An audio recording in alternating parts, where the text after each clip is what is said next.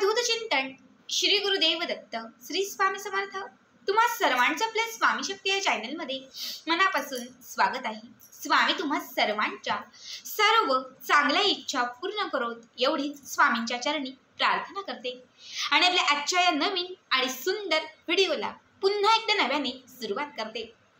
मित्रांनो बघा, आजच्या या व्हिडिओमध्ये मी पती आणि पत्नी दोघांसाठीही एक खास उपाय सांगणार आहे।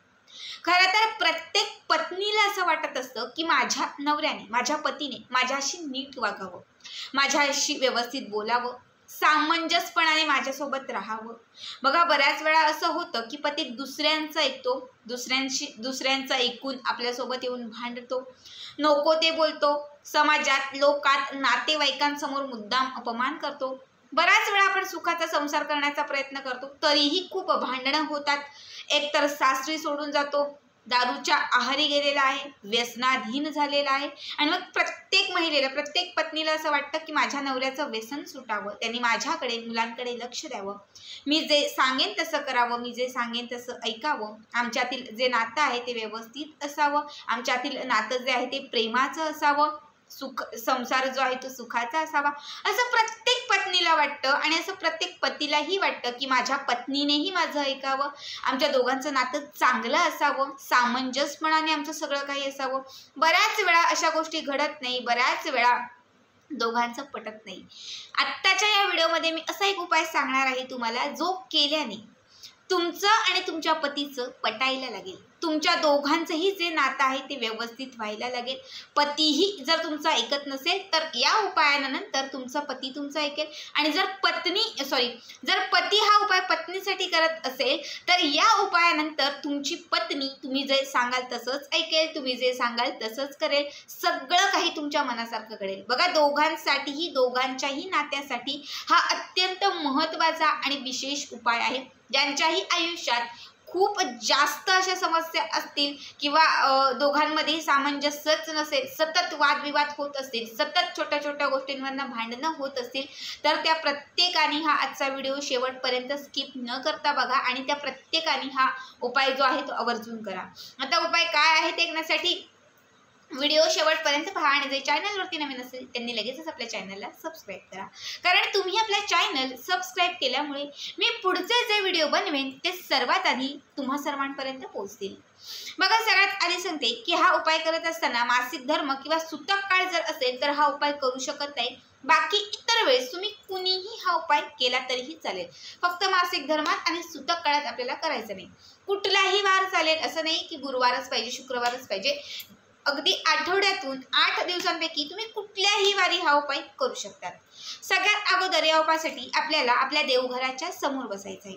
आपलं जे देवघर आहे त्या देवघराच्या समोर एक आसन टाकून बसायचं आहे। देवांच्या समोर एक स्वच्छ सुंदर शुद्ध तुपाचा दिवा लावायचा आहे, बाजूला एक उदबत्ती लावायची आहे। यानंतर तुम्हाला एक कोरी करकरीत कुंकवाची डबी घ्यायची आहे, जी मार्केटमध्ये आपल्याला सहज मिळेल, घरी असेल ती घ्या, फक्त ती कोरी असावी। त्यातील थोडंसं कुंकू बाजूला काढून ठेवा किंवा पूजेच्या साहित्यामध्ये घालून ठेवा आणि ही जी डबी आहे या डबीमध्ये थोडंसं कुंकू घालून ही उपायासाठी घ्या। त्यानंतर एक तुम्हाला पिवळ्या रंगाचा छोटासा कागदाचा तुकडा लागेल। पिवळ्या रंगाचा, बघा स्टेशनरीमध्ये जे क्राफ्ट पेपर वगैरे भेटतात ते घेतले तरी चालेल, पण पिवळाच कागद पाहिजे। नसेल तर सफेद रंगाला म्हणजे सफेद कागदाला हळद लावा आणि तो पिवळा करा आणि पेन जो लागणार आहे त्या पेनाच्या शाईचा रंग हा लाल असावा। लाल रंगाचा पेन आणि पिवळ्या रंगाचा कागद लागणार आहे, ठीक आहे। त्यानंतर या कागदावरती तुम्हाला सगळ्यात पहिले तुमच्या पतीचं नाव लिहायचं आहे। तुमचे जे पती आहेत त्यांचं नाव लिहायचं, मध्ये स्वस्तिक काढायचं आणि त्याच्या खाली तुमचं नाव लिहायचं। जर हा उपाय पती करत असतील तर सगळ्यात आधी पत्नीचं नाव लिहायचं, मध्ये स्वस्तिक आणि खाली तुमचं। पत्नी करत असेल तर पतीचं नाव आधी, मध्ये स्वस्तिक आणि खाली आपलं, आणि पती करत असेल तर वरती पत्नीचं नाव, मध्ये स्वस्तिक आणि खाली स्वतःचं नाव, ठीक आहे। हे लिहून झालं की तो कागद थोडासा फोल्ड करायचा, त्याची एक चौकोनी अशी घडी करायची आणि ही जी घडी तयार होईल ही आपल्या उजव्या हातात घ्यायची। उजव्या हाताचा जो तळा हात आहे त्याच्यावरती घ्यायची, त्याच्यावरती डावा हात असा ठेवायचा।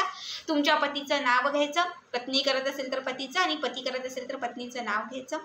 तुमच्या ज्या समस्या आहेत त्या समस्या सुटण्यासाठी प्रार्थना करायची।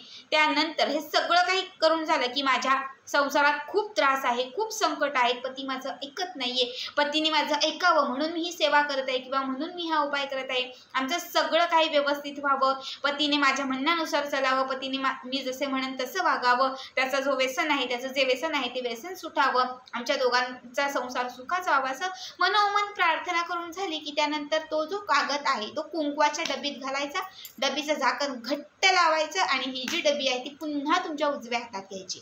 ठीक आहे. आता डब्बी जी आहे ती उजव्या हातात घ्यायची, पुन्हा त्याच्यावरती डावा हात घ्यायचा आणि आता असं तुम्हाला फील करायचं आहे की माझं आणि पतीचं सगळं सुरळीत चालू आहे, पती माझं ऐकत आहे, माझ्याकडे तो परत येत आहे, जर मी माहेरी असेल तर मला तो सासरी घेऊन जात आहे, व्यसन जे आहे ते सुटलेलं आहे, मुलांची काळजी करत आहे, माझीही काळजी करत आहे. म्हणजे ज्या गोष्टीसाठी तुम्ही हा उपाय करत आहात, जी इच्छा तुमची आहे की हे माझं स्वप्न आहे की आमचं सगळं चांगलं असावं, ते पूर्ण चित्र तुम्हाला डोळ्यासमोर पॉझिटिव्हिटीने आणायचं आहे. हे सगळं करून झालं की त्यानंतर 21 वेळा 41, 51 किंवा 108 वेळा तुम्हाला वश वश स्वाहा, पतीचं नाव घ्यायचं. तर समजा पतीचं नाव आहे सागर, तर तुम्ही म्हणा सागर वश वश स्वाहा, पुन्हा नाव घ्यायचं सागर वश वश स्वाहा. तुमच्या ज्या पतीचं नाव असेल ते पतीचं नाव घ्या, वश वश स्वाहा, वश वश स्वाहा, वश वश स्वाहा, वश वश स्वाहा, हा मंत्र तुम्हाला म्हणायचा आहे. ठीक आहे. आता समजा पत्नीसाठी तुम्ही हा उपाय करत असाल तर पत्नीचं नाव घ्या आणि वश वश स्वाहा असं हा मंत्र म्हणा. त्यानंतर ही जी डब्बी आहे ती तुम्हाला तुमच्या कुठल्याही अशा ठिकाणी ठेवायची आहे की जिथे तुमचा सहसा स्पर्श होणार नाही, कुणी येऊन ती डबी काढणार नाही. तुम्ही तिजोरीत ठेवा, कपड्यांमध्ये ठेवा, एखाद्या कपाटाच्या मागे ठेवा, कुठेही तुम्ही जिथे मोकळी जागा असेल पण जिथे तुम्हाला ती डबी सहज मिळूही शकेल. जेव्हा तुम्हाला त्याची आठवण येईल की आता मला ती डबी काढायची त्यावेळेस ती मिळेल, अशा ठिकाणी तुम्हाला ठेवायचे. फक्त कोणाचा जास्त स्पर्श नाही झाला पाहिजे, नजर नाही पडली पाहिजे. 1 महिना पूर्ण झाला की त्यानंतर ती डबी तिथून काढायची, पुन्हा सांगितल्याप्रमाणे हा उपाय करायचा, पुन्हा सांगितल्याप्रमाणे ती चिठ्ठी त्या कुंकवातून बाहेर काढायची, हातात घ्यायची, इच्छा व्यक्त करायची, पुन्हा डबी हातात घ्यायची, पूर्ण पॉझिटिव्हिटीने जे काही आहे ते व्यक्त करायचं आणि ती डबी ठेवून म्हणजे मंत्र म्हणून ती डबी पुन्हा जिथे होती तिथे ठेवून द्यायची. बघा, हा उपाय केल्यानंतर तुमच्या आयुष्यामध्ये असंख्य पटीने बदल होईल. तुमचं पती तुमचं ऐकू लागेल, तुमच्या म्हणण्यानुसार होऊ लागेल किंवा ज्या ज्या अडचणी होत्या त्या सुटत जातील. जेव्हा असं 2, 3, 4, 5 महिन्यात तुम्हाला वाटेल की आता सगळं चांगलं झालंय, माझं आणि माझ्या पतीचं रिलेशन एकदम व्यवस्थित बेस्ट आहे, त्यावेळेस काय करायचं, ही डबी कुठल्याही वाहत्या पाण्यात प्रवाहित करून टाकायची. कुठेही वाहतं पाणी असेल तर त्या पाण्यामध्ये ती सोडून द्यायची. बघा, हा एक उपाय तुमच्या सगळ्यांच्या आयुष्यात असंख्य पटीने बदल घडवेल. सगळ्यांना सांगेल की आवर्जून हा उपाय करून बघा, कारण याचा जो लाभ आहे तो खूप सुंदर आहे. मी आपल्या चॅनलवरती मला वाटते 2 ते 3 ताईंना हा उपाय सांगितलेला होता.